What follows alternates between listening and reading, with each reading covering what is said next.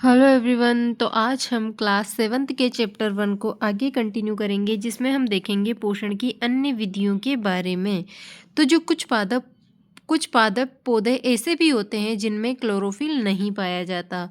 भाई उनमें क्लोरोफिल नहीं होता तो फिर वो भोजन कैसे बनाएंगे? तो क्या वे भोजन संश्लेषित नहीं कर सकते? तो बिल्कुल। तो ऐसे पौधे कैसे अपने भोजन ग्रहण करते हैं? तो देखिए, वे भोजन संश्लेषित नहीं कर सकते क्योंकि उनमें क्लोरोफिल नहीं है। वे कैसे जीवित रहते हैं? वे पोषक किस प्रकार से प्राप्त करते हैं? मनुष्य एवं अन्य प्राणियों की तरह ये पादप भी अपने पोषण के लिए अन्य पादपों द्वारा निर्मित खाद्य पर निर्भर होते हैं। ये विषम प्रणाली का उपयोग करते हैं। तो इन पौधों को विषम पोषी प्रणाली का उपयोग करते हैं। ऐसे जंतुओं को क्या कहते हैं? ऐसे पादपों को कहते हैं विषम पोषी प्लांट।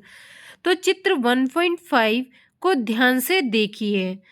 यहाँ पर पहले आप चित्र देख लीजिए। ये है अमरबेल। अमरबेल है जो आपने देखा होगा गाँव। यहाँ देखिए, ये जो प्लांट है उसके ऊपर अमरबेल परपोषी पादप के रूप में चढ़ी हुई है। ये क्या करती है अमरबेल? इसमें क्लोरोफिल नहीं होता, अपना भोजन स्वयं नहीं बनाती, तो फिर किस प्रकार बनाती है? तो भाई ये जो प्लांट्स है उस पर चढ़ती जाती है और उसी से चूसक के रूप में अपने पोषक पदार्थ जो होते हैं उनको ग्रहण करती है। तो यहाँ पर हम पढ़ेंगे चैप्टर को आगे। देखिए, आपने एक वृक्ष के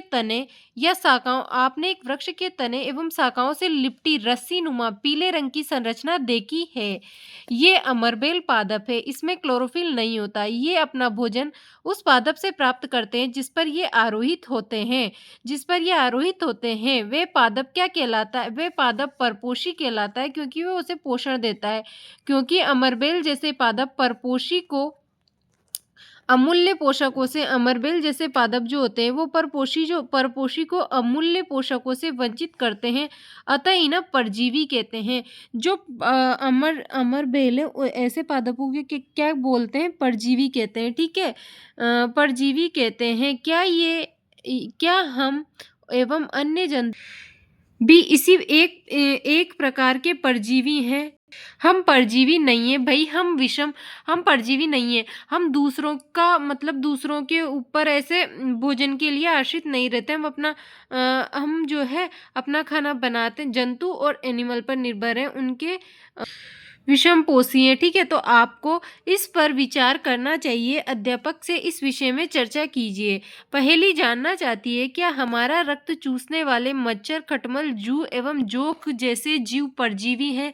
तो इनकी बात करें तो यहाँ पर अगर हम बात करें मच्छर की, खटमल की, जू की और जोंक की, तो भाई ये परजीवी नहीं है। ये एक बार काटते हैं और फिर जैसे जू की बात करें, जू है वो परजीवी है। इन सब में मच्छर, खटमल और जोंक परजीवी नहीं है, लेकिन जू परजीवी है। ये अपने सिर पर रहती है और चूसक के रूप में हमारे ब्लड को खींचती है। मतलब ऐसे तो परपोषी कहलाता, वे परपोषी के रूप में रहती है और परजीवी है ये जू। ठीक है, क्या आपने ऐसे पादपों को देखा है या उनके विषय में सुना है जो जंतुओं का भक्षण करते हैं? अभी तक हमने क्या देखा? ऐसे पादप जो अपना भोजन स्वयं बनाते हैं। दूसरे ऐसे पादप जो अपना भोजन स्वयं नहीं बनाते, जिनमें क्लोरोफिल नहीं होता, लेकिन वे मतलब परपोषी ऐसे पादपों पर उपस्थित रहते हैं और उनसे जो है पोषक पदार्थ ग्रहण करते हैं। उन्हें हम क्या कहते हैं? परजीवी। ठीक है, जैसे अमरबेल। अब आपने ऐसे जंतुओं के बारे में सुना है क्या भाई, कि जो जंतु का भक्षण करते हैं, जंतुओं को खाते हैं? तो कुछ ऐसे भी पादप होते हैं जो कीड़ों को पकड़ते हैं तथा उन्हें पचा जाते हैं। क्या ये विस्मयकारी नहीं है? ऐसे पौधे हरे या अन्य किसी रंग के हो सकते हैं। अब आप कहोगे कि जब वो कीड़ों को खाते हैं तो क्या वो प्रकाश संश्लेषण द्वारा अपना भोजन नहीं बनाते? तो भाई बनाते हैं, लेकिन उनमें कुछ पोषक पदार्थों की कमी रह जाती है, जिसे पूरा करने के लिए वो कीड़ों को खाते हैं। तो देखिए यहाँ पर इसमें चित्र 1.6 के पादप को देखिए। इसमें गड़े घट के समान दिखाई देने वाली संरचना वास्तव में उसकी पत्ती का रूपांतरित भाग है। पत्ते का शीर्ष भाग घड़े का ढक्कन बनता है। घड़े के अंदर अनेक रोम होते हैं जो नीचे की ओर ढल के रहते हैं, अर्थात अधोमुखी होते हैं। जब कोई कीट घड़े में प्रवेश करता है तो वे उसके रोम जो होते हैं उनके बीच में फंस जाता है और ये जो पत्ती है ना वो बंद हो जाती है, ठीक है। तो यहाँ पर इस प्रकार से घटपर्णी का डायग्राम दिया हुआ है। यहाँ पर फीचर प्लांट घटपर्णी, घड़े में ढक्कन के जैसी संरचना होती है और ये भाई घट घट में जो बदली हुई पत्ती का रूपांतरण है, ठीक है। आगे देखिए, और कीड़ा उसके अंदर फंस जाता है तो ट्रैप कर लेता है। तो इसी प्रकार कीड़े का नाम क्या है? Venus fly trap. घड़े में उपस्थित पाचक रस द्वारा कीटों का पाचन होता है। कीटों का भक्षण करने वाले ऐसे पादपों को क्या कहते हैं? हम कीट भक्षी पादप कहलाते हैं।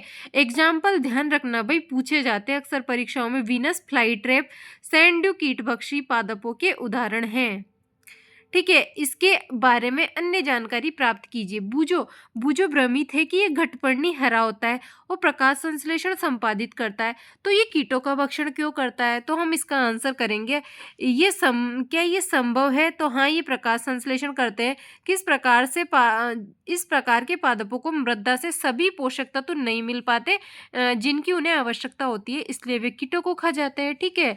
अब अभी तक हमने स्वपोषी के बारे में पढ़ा, विषमपोषी के बारे में पढ़ा, परपोषी के बारे में पढ़ा, कीटभक्षी के बारे में पढ़ा। अब हम पढ़ेंगे मृतजीवी के बारे में।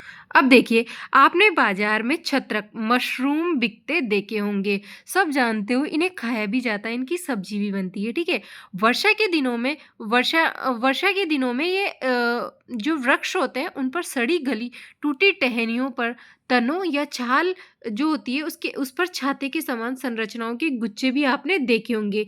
आइए देखें कि जीवन यापन हेतु किस प्रकार के पोषकों की आवश्यकता होती है और वे उन्हें कहाँ से प्राप्त करते हैं। तो यहाँ पर बात पता है किसकी हो रही है? कवक की। जो कवक होते हैं वो बारिश के दिनों में वृक्षों की जो सड़ी गली टहनी होती है उन पर उग जाते हैं। और भाई ये अपना जीवन यापन कैसे करते हैं?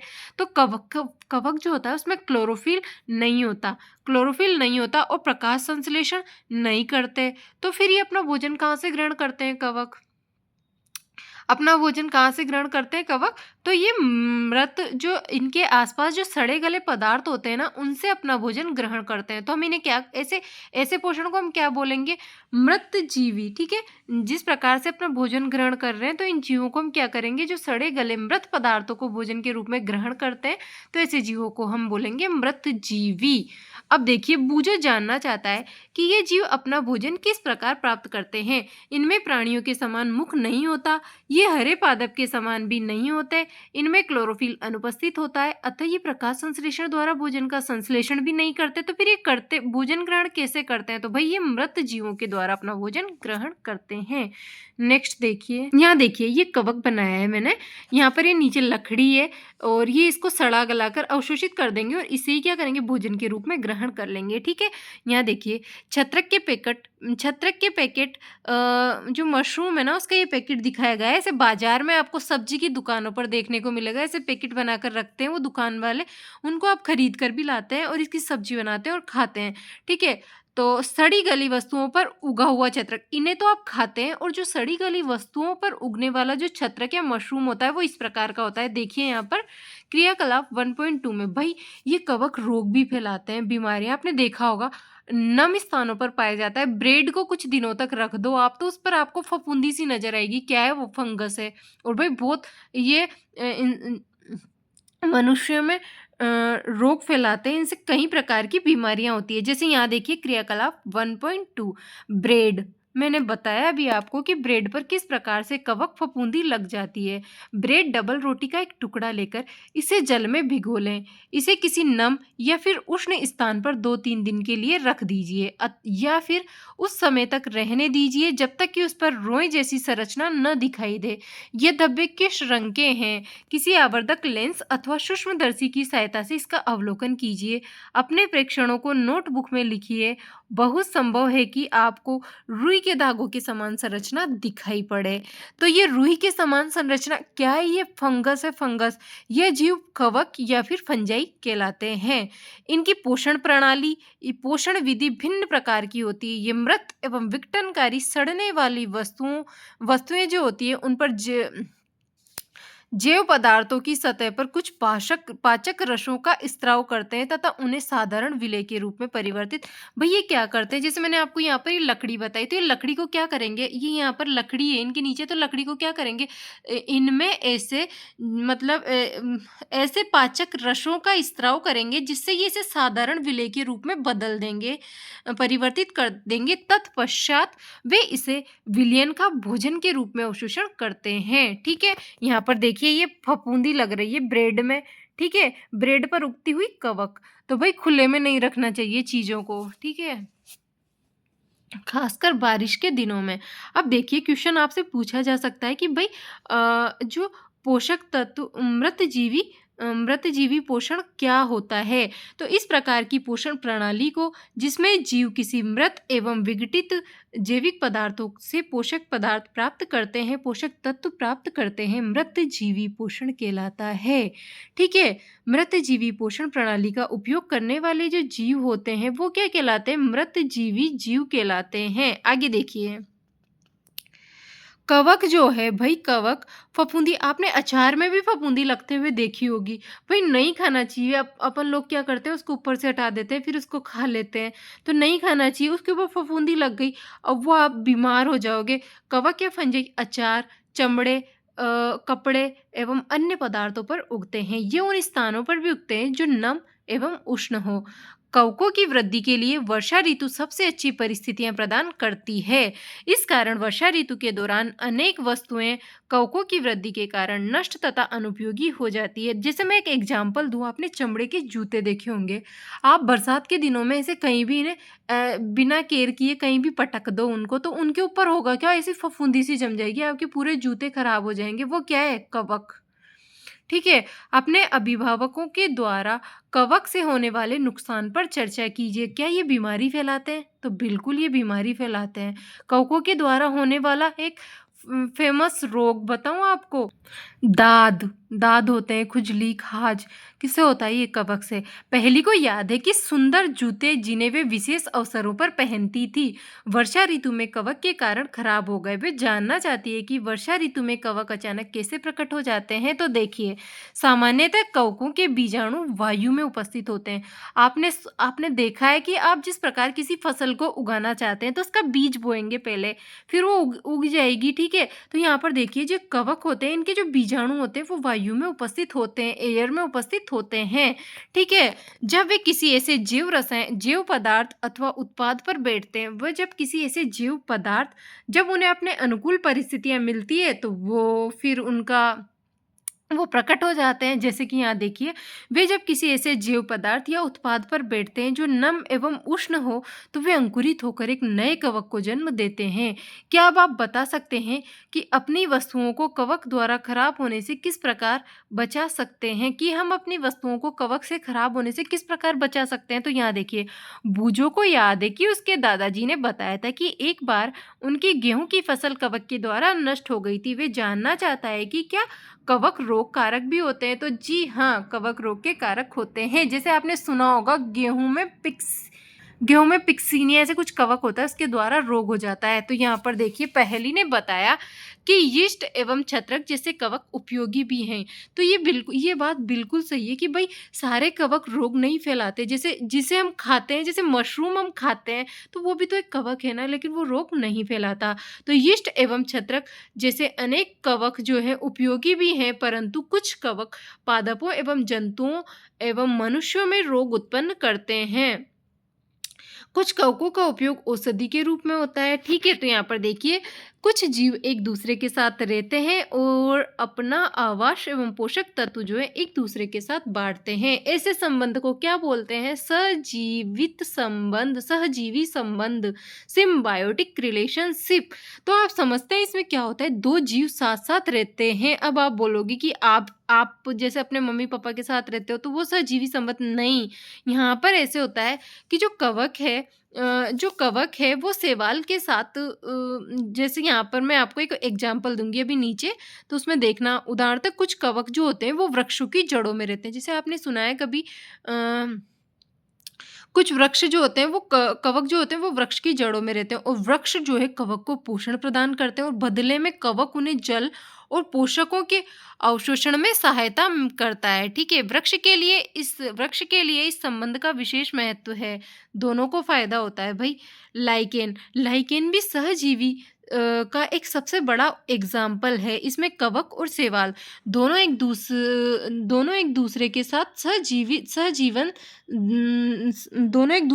सहजीवन संबंध बिताते हैं। जैसे शैवाल जो होता है वो कवक को भोजन देता है। जो शैवाल होता है, जैसे कि शैवाल में क्लोरोफिल होता है तो उसे भोजन बनाता है और कवकों को देता है, और कवक जो होते हैं उन्हें वो शैवाल को आवास प्रदान करते हैं। तो यहाँ देखिए आप, लाइकेन कहे जाने वाले कुछ जीवों में दो भागीदार होते हैं। इनमें से एक शैवाल होता है, दूसरा कवक। शैवाल में क्लोरोफिल होता है जबकि कवक में क्लोरोफिल नहीं होता। कवक शैवाल को रहने का स्थान, आवास, जल एवं पोषक तत्व उपलब्ध कराता है। बदले में जो शैवाल होता है प्रकाश संश्लेषण द्वारा संश्लेषित खाद्य कवक को देता है। ठीक है, पर लास्ट टॉपिक है आपका कि जो मिट्टी है उसमें जो पोषक हैं उनकी पुनः पूर्ति किस प्रकार होती है। जैसे आपने मान लो कोई फसल उगाई खेत में, ठीक है, तो फसल उगाई तो पूरे जो पोषक तत्व थे वो फसल की वृद्धि में नष्ट हो गए। तो फिर उसके बाद में पुनः पूर्ति मिट्टी में जो मृदा में जो पोषक तत्व हैं उनकी, जैसे आपने पोषक तत्व उनकी पुनः पूर्ति किस प्रकार होती है। तो यहाँ पर देखिए, क्या आपने किसानों को अपने खेतों में या फिर माली को बगीचे के लोन में या फिर गमलों में खाद या उर्वरक डालते हुए देखा है। तो बिल्कुल हाँ, हमने देखा है। क्या आप जानते हैं कि वे इन्हें मृदा में क्यों मिलाते हैं। तो भाई किस लिए मिलाते हैं, ताकि मृदा में जो पोषक तत्व हैं उनकी पुनः पूर्ति होती रहे। तो आप देखिए, आप पढ़ चुके हैं कि पादप मृदा से जो पादप होते हैं वो मिट्टी से खनिज पोषक तत्व अवशोषित करते हैं, अतः मृदा में इनकी मात्रा लगातार कम होती जाती है। जैसे मैंने बताया आपको कि हम कोई फसल उगाते हैं तो मिट्टी में पोषक तत्वों की कमी हो जाती है, और कंटिन्यूअस एक ही फसल को बार बार उगाने से भी बहुत ज़्यादा कमी हो जाती है। तो देखिए, उर्वरक एवं जो खाद होते हैं उनमें एनपीके होता है। एनपीके से मतलब नाइट्रोजन, पोटेशियम, फोस्फोरस जैसे पोषक तत्व होते हैं। पादपों द्वारा लगातार उपयोग किए जाने के कारण मृदा में इनकी मात्रा धीरे धीरे कम होती जाती है। इसलिए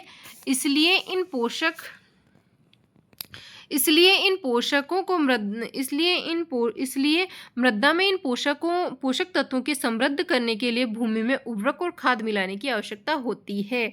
ठीक है, एक पॉइंट नोट कीजिए यहाँ पर कि मैंने आपको बताया लाइकेन सहजीवी संबंध दर्शाता है। तो आपको पता है कि लाइकेन जो है वो प्रदूषण का सबसे अच्छा सूचक होता है। प्रदूषण की अनुपस्थिति, लाइकेन की अनुपस्थिति मतलब प्रदूषण का सबसे अच्छा सूचक है। ये सल्फर डाइऑक्साइड की अत्यधिक मात्रा में देखने को नहीं मिलता। इसकी अनुपस्थिति प्रदूषण का संकेत देती है। जहाँ पर सल्फर डाइऑक्साइड की मात्रा ज़्यादा होती है वहाँ पर ये लाइकेन देखने को नहीं मिलता। क्यों? इसे प्रदूषण का सूचक भी कहते हैं। अगर कहीं पर लाइकेन नहीं है तो आप डेफिनेटली वहाँ पर प्रदूषित है, वो जगह प्रदूषित है, वहाँ पर सल्फर डाइऑक्साइड की मात्रा ज़्यादा है। वहीं यहाँ पर मैंने नोट किया है आपके लिए, लाइकेन की अनुपस्थिति प्रदूषण का सबसे अच्छा सूचक है। ये सल्फर डाइऑक्साइड की अत्यधिक मात्रा में देखने को नहीं मिलता है। इसकी अनुपस्थिति जो है वो प्रदूषण का संकेत देती है। अभी हम कहाँ पढ़ते हैं, यहाँ देखिए, यदि हमें पादप के पोषण की आवश्यकता के बारे में ज्ञान हो तो हम न केवल पादपों को उगा सकते हैं बल्कि उन्हें स्वस्थ भी रख सकते हैं। तो इसके कहने का मतलब ये है कि जैसे आपने दाल वाली फसल उगाते हैं ना आप, तो उस दाल के बाद में कोई दूसरी फसल उगाओ, फिर कोई दूसरी, जब दाल उगाओगे तो नाइट्रोजन की मात्रा बहुत ज़्यादा बढ़ जाएगी मिट्टी में। वहीं देखिए, पादप को प्रोटीन बनाने के लिए सामान्यतः नाइट्रोजन की अधिक आवश्यकता होती है। फसल कटाई के बाद मृदा में नाइट्रोजन की कमी हो जाती है। यद्यपि वायु में नाइट्रोजन गैस प्रचुर मात्रा में होती है, लेकिन पादप इसका उपयोग उसी प्रकार करने में असमर्थ होते हैं। जैसे वे कार्बन डाइऑक्साइड का उपयोग करते हैं, वैसे नाइट्रोजन को विलेय के रूप में ही अवशोषित कर सकते हैं। विलेय मतलब आप समझ रहे हो, नाइट्रोजन को सीधे ग्रहण नहीं करते प्लांट्स, नाइट्रोजन को नाइट्रेट के रूप में ग्रहण करते हैं। अब देखिए, कुछ जीवाणु जो होते हैं, राइजोबियम, जो दलहनी पादपों की जड़ों में पाए जाते हैं, वो नाइट्रोजन का स्थिरीकरण करते हैं। ये वायुमंडलीय नाइट्रोजन को विलेय पदार्थों में परिवर्तित कर देते हैं, परंतु राइजोबियम अपना भोजन स्वयं नहीं बना सकता। तो जो जो प्लांट्स है वो उसे फ्रूट्स दे देता है और ये बदले में प्लांट्स को नाइट्रोजन दे देता है। तो ये भी एक सहजीवी संबंध का एग्जाम्पल है। ठीक है, देखिए चना, मटर, मूंग, सेम अन्य फलीदार पादपों की जड़ों में रहते हैं तथा उन्हें नाइट्रोजन की आपूर्ति करते हैं। अधिकतर दालें फलीदार पादपों से प्राप्त होती है। इनके बदले पादप राइजोबियम जीवाणु को आवास एवं खाद्य प्रदान प्राप्त करते हैं, अतः सहजीवी संबंध होता है। इस संबंध का किसानों के लिए विशेष महत्व है। दालों की फसलों के लिए उन्हें मृदा में नाइट्रोजन उर्वरक देने की आवश्यकता नहीं पड़ती। यही नहीं, दाल की फसल उगाने के बाद अगली फसल के लिए भी सामान्यतः उर्वरक की आवश्यकता नहीं होती। क्यों?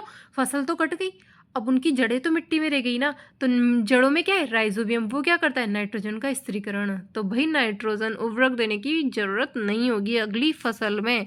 इस अध्याय में आपने पढ़ा कि अधिकतर पादप स्वपोषी होते हैं, बहुत कम ही पादप अन्य पोषण प्रणाली अपनाते हैं, जैसे कि परजीवी जो दूसरे पादपों पर डिपेंडेंट होते हैं, या फिर मृतजीवी जो सड़े गले पदार्थ या मृत पदार्थों को पोषण के रूप में ग्रहण करते हैं। परजीवी मृतजीवी दूसरे पादपों से पोषण प्राप्त करते हैं। सभी प्राणी अपने भोजन के लिए पादप एवं अन्य प्राणियों पर निर्भर रहते हैं। उन्हें विषमपोषी के रूप में समूहीकृत किया गया है। क्या हम कह सकते हैं कि कीटभक्षी पौधे अधिक आंशिक विषमपोषी हैं? यहाँ पर सारांश को कि आपने क्या सीखा उसे पढ़ना बहुत जरूरी हो जाता है। देखिए, सभी जीवों को खाद्य की आवश्यकता होती है, तो जी हाँ, जिनका उपयोग वे अपनी वृद्धि एवं विकास, शरीर के रख रखाव के लिए तथा आवश्यक ऊर्जा की प्राप्ति के लिए करते हैं। तो बिल्कुल, हरे पादप प्रकाश संश्लेषण प्रक्रम के द्वारा अपना खाद्य स्वयं संश्लेषित करते हैं। हरे पादप CO2, जल एवं खनिज जैसे सरल रासायनिक पदार्थों का उपयोग खाद्य संश्लेषण के लिए करते हैं। तो बिल्कुल, प्रकाश संश्लेषण के लिए क्लोरोफिल एवं सूर्य का प्रकाश अनिवार्य रूप से आवश्यक होता है। तो बिल्कुल, कार्बोहाइड्रेट जैसे जटिल रासायनिक पदार्थ प्रकाश संश्लेषण से के उत्पाद हैं। बिल्कुल, मैंने पढ़ाया था आपको। प्रकाश संश्लेषण के प्रक्रम में क्लोरोफिल की सहायता से पत्तियों द्वारा सौर ऊर्जा का संचयन किया जाता है। प्रकाश संश्लेषण में ऑक्सीजन उत्पादित होती है। इस ऑक्सीजन का उपयोग सभी जीवों द्वारा उनकी उत्तरजीविता के लिए क्या किया जाता है। कवक अपना पोषण मृत एवं अपकटित जैव पदार्थों से प्राप्त करते हैं, वे मृतजीवी कहलाते हैं। अमरबेल जैसे पादप परजीवी हैं, ये परपोषी पादप से अपना भोजन प्राप्त करते हैं। ठीक है, कुछ पादप जो होते हैं अन्य सभी जीव जो होते हैं, कुछ पादप एवं अन्य सभी जीव अपने पोषण हेतु दूसरे जीवों पर निर्भर रहते हैं। इन्हें क्या बोलते हैं? विषमपोषी। हम क्या है? विषमपोषी। चैप्टर कंप्लीट हुआ। कल हम इसके MCQ जो अभ्यास प्रश्न है उन्हें सॉल्व करेंगे। आगे हम सेकंड चैप्टर शुरू करेंगे। जब तक के लिए जय हिंद, जय भारत।